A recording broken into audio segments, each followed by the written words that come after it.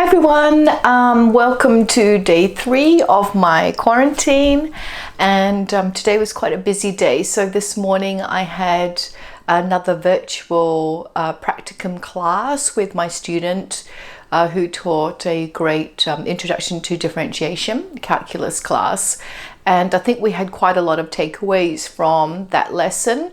One was that when we're actually in a Zoom host room and you've got all your students in front of you, how do we actually get some formative assessment and feedback and participation when everyone's in one room? In breakout rooms, it's easy, I think, for groups to be able to talk and to be able to share ideas, and you can listen and you can hear whether students understand or not.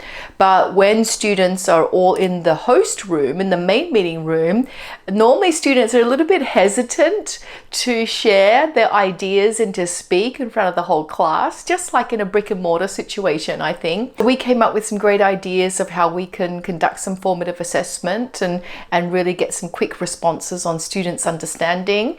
So one of the fantastic ideas was using like a mini whiteboard or just a piece of paper and asking students to write responses and hold it up in their screen. And so it's exactly like if you had mini whiteboards in your classroom. I thought that was a great idea.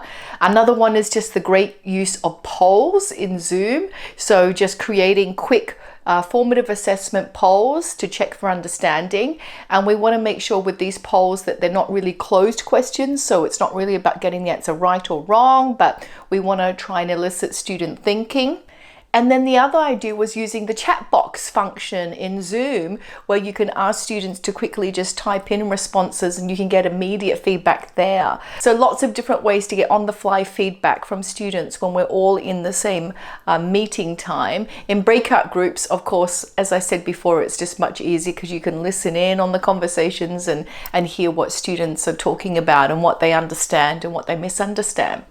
So day 3 of quarantine, I participated in a virtual yoga class with my friend, and that's really picked me up today. So if there's any advice I can give to anyone about being in quarantine and self-isolating, is that try to keep active, move, do something.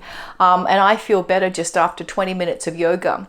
So tonight is a busy evening. I have another practicum class.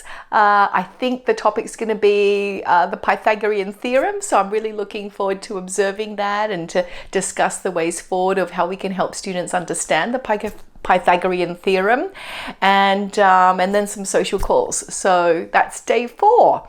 See you tomorrow. Bye.